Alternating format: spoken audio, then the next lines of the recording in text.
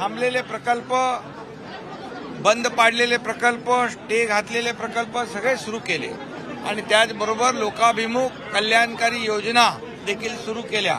म्हणजे एकीकडे विकास आणि दुसरीकडे कल्याणकारी योजना अशी सांगड घातली आणि या सर्वसामान्य महाराष्ट्रातल्या जनतेच्या जीवनामध्ये बदल घडवण्यासाठी अनेक निर्णय घेतले आणि त्यामुळे ही महायुती प्रचंड मोठ्या विजयाने या ठिकाणी पुन्हा स्थापित झाली आणि म्हणून कोल्हापूरवासियांनी देखील महायुतीला प्रचंड असा विजय दिला. महायुतीचे सर्व आमदार निवडून आणले आणि म्हणून महायुतीला विजय अंबाबाईच्या आशीर्वादाने फक्त कोल्हापूरने महाराष्ट्रात मिळाला. म्हणून अंबाबाईचं दर्शन घेण्यासाठी आणि अंबाबाईचे आभार मानण्यासाठी या ठिकाणी लाडक्या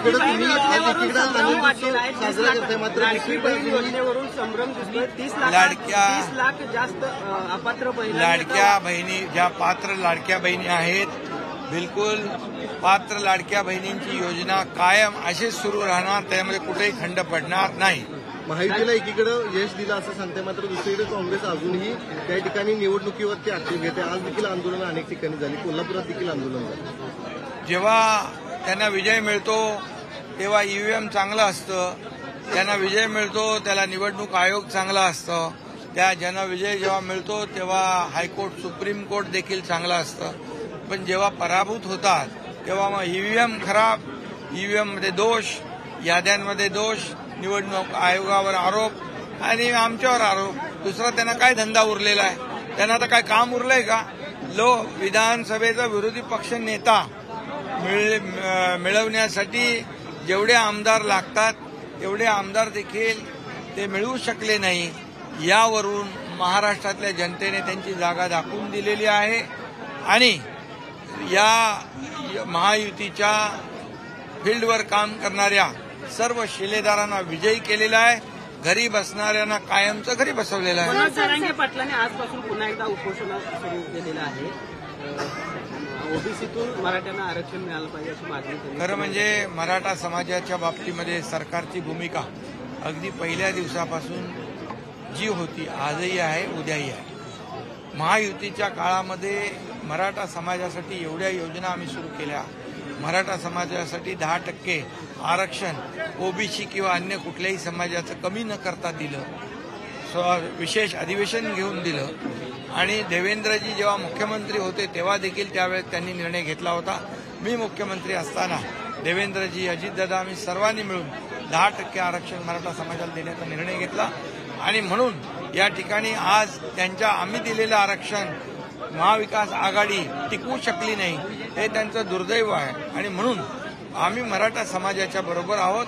कायम त्यांच्या ज्या योजना आहेत त्या योजना कायम सुरू राहतील आणि जे 10% आरक्षण त्यांना मिळालंय त्या देखील आरक्षणावर रद्द करावं म्हणून महाविकास आघाडीतलेच काही लोक कोर्टात गेले, हे दुर्दैव आहे आणि म्हणून दिलेलं आरक्षण टिकलं पाहिजे आणि ओबीसी समाजाच्या किंबहुना इतर समाजाचं कुणाचंही आम्ही पहिल्यापासून आमची भूमिका ठाम आहे.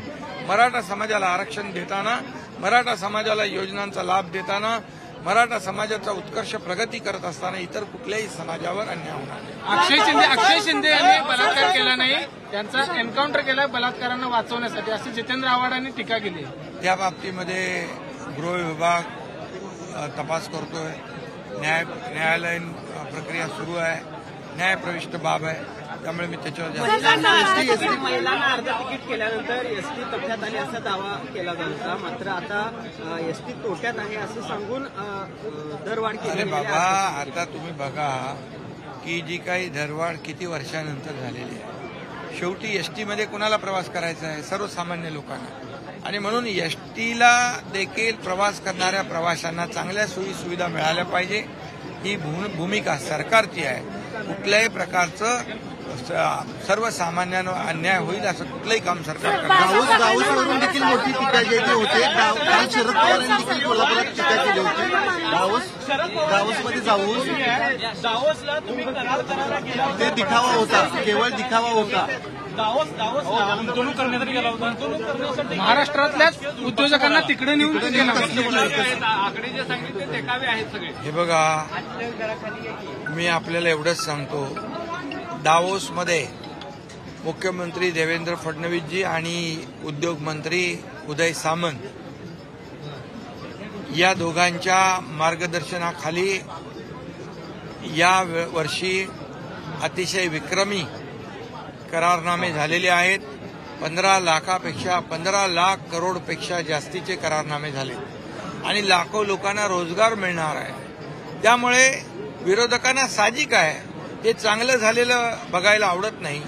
मलाही आठवतं, मी जेव्हा दावोसला गेलो तेव्हा 7.5 लाख कोटींचे करार दोन्ही वेळेत झाले आणि त्याची अंमलबजावणी 70 ते 80% झाली.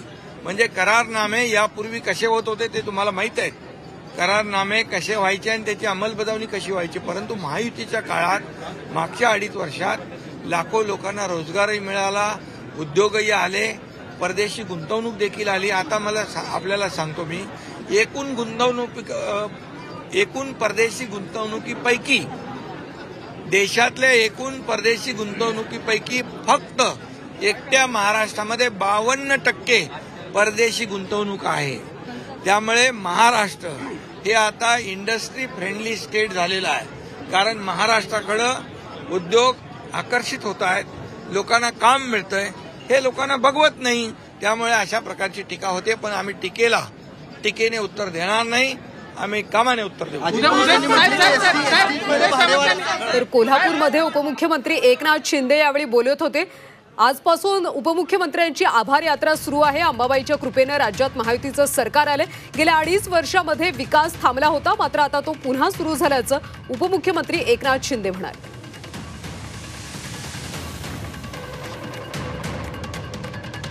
दावोसमधून मोठ्या प्रमाणात गुंतवणूक आलेली आहे.